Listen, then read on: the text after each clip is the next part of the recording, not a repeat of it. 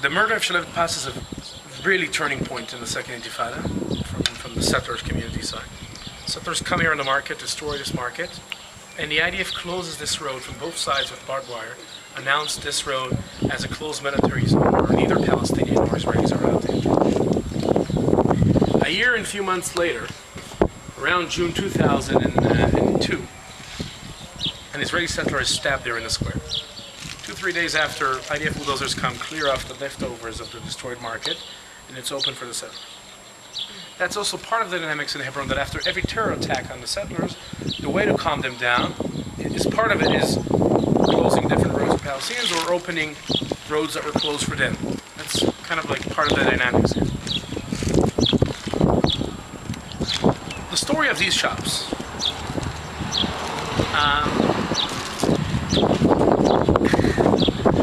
1994, the shops are closed.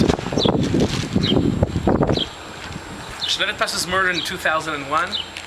9 settler families invade 13 Palestinian shops. By mid-2001, it's already declared as an illegal invasion by all Israeli law enforcement. Are Palestinians compensated when their property is destroyed? No. Like who would be compensated?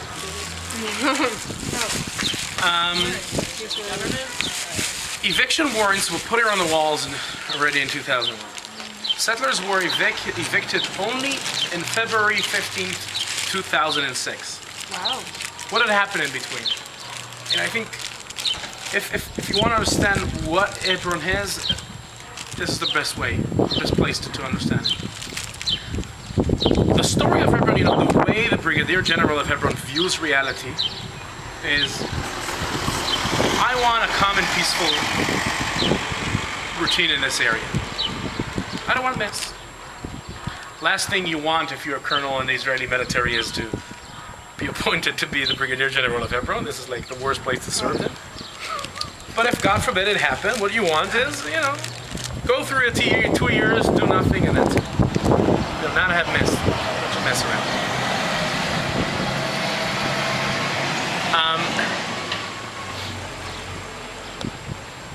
How you create a peaceful situation here? You pushed around the Palestinians, you don't have the friction, no one really will make problems about this. If the settlers started to make problems, you avoid confronting them. Because confronting them will bring a mess. So until the end of 2003, the court would ask the IDF what's going on, why they're not evicted, and the answer would be there's too much terror in town, we should deal with that and not deal with this invasion. I accept, understand. People are, blowing up every second week here. You need to make sure you have X amount of soldiers, X resources, and that's where you put. By this time, you're no longer in the army? I was still in the army. Okay. I was here until the end of 2003. But since 2004, security situation has changed drastically. As I said, no one was killed here. From the Israeli side, of course, not from the Palestinians. And the answer is, the Supreme Court asks no, why are not evicting them? The answer is, look, the city is so quiet. Why to start over? Right? Until the Supreme Court says enough is enough. Now, these things I can tell you the documents. It's not public knowledge. If you go and follow the Supreme Court cases, you'll see all the writings back and forth. Basically, the Supreme Court gives a limit. February 15, 2006, it was the same day of Amona, I don't know if you remember. Outposts up north near Rafah that was evicted, near Ramallah. Under Israeli law, in order to evict someone from a property, you must give him an eviction warrant a month in advance. So a month in advance, in January 2006, that side is 94 sterilized. This place is still open until 2001. March 2001, a Palestinian sniper from Top Deir Abu Snina murders Shelhevet Pas, an 11-month-old baby, in her carriage from Avraham Avinu. A sniper? Yeah. Specifically targeted the baby then? Yeah. Wow. Wow. So, Definitely specifically targeted. Right. One bullet, he got her and killed her. The other bullet he missed and hit her father.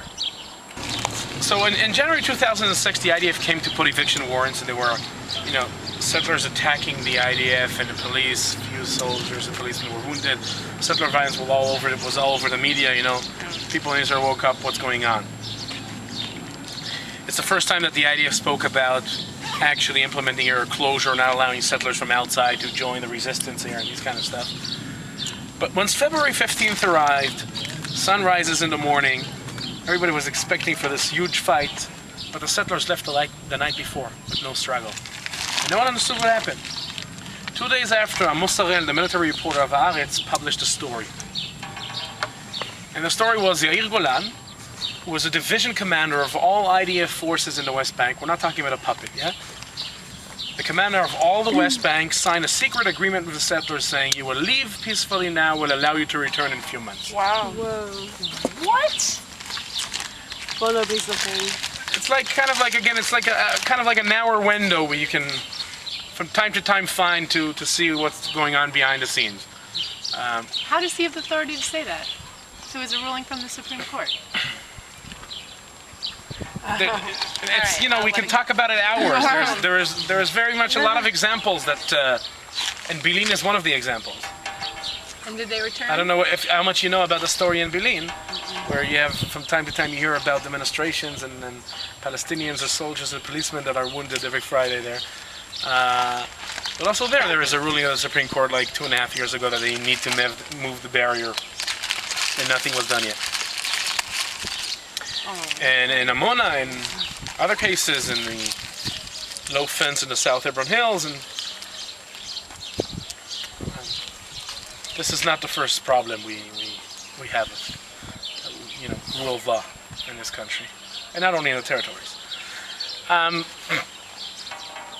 So once Meni Mazuz, the Attorney General, heard about this, he said, no, Yair Golan, this is not nice, it's against our policy. This is not nice. We won't follow this. And after a few months that the settlers saw they were not allowed to return, 2 families re-invaded the market. And that's when, these are probably soldiers. And that's when 2,000 policemen were sent to evict 2 families. The Time magazine did a big piece. Eviction of settlements is impossible anymore. From now on, all the idea of a 2-state solution cannot work. It takes 2,000 policemen just to take out 2 families. Make the calculations. Israel doesn't have enough force. And the question is whether this was a real sign of law enforcement, or was it just a political play to try to reduce pressure and show. I choose 2. I choose the second option because I just look around here and I see. I don't know if you see the edge of this, at the end of this road, you see the yellow doors, the yellow shop doors closed. Yeah. And to the left of that, you see here a settler just came out behind. Okay. Behind where he's standing, you can see closed doors that look just like closed shops we have all around us, right? But exactly where we were standing, you can see, if you bend down a bit, you'll see instead of a door of a shop, a window behind, a wall and a window. You see it? From your side, maybe it's easier. Right in the corner there. Basically, we have 18 Palestinian shops around Avraham Avinu that the settlers broke the walls from inside and took over the place. So Kupat Cholim, which is a government clinic, is in a private Palestinian shop. The Bnei Akiva youth chapter is in a private Palestinian shop, and others. So on one hand, you have here 2 shops, you send 2,000 policemen, and 50 meters away you have another 18 shops that were invaded, and you do nothing. Wow. So there it's quite clear. You can see the construction from inside the settlement swallowed the 2 shops. Between the white and blue car there, where the settler just came out, Right. they just built in from inside a settlement and swallowed the shops. From outside they left it as nothing happened. Okay? Palestinians didn't step here since 2000. They had no idea.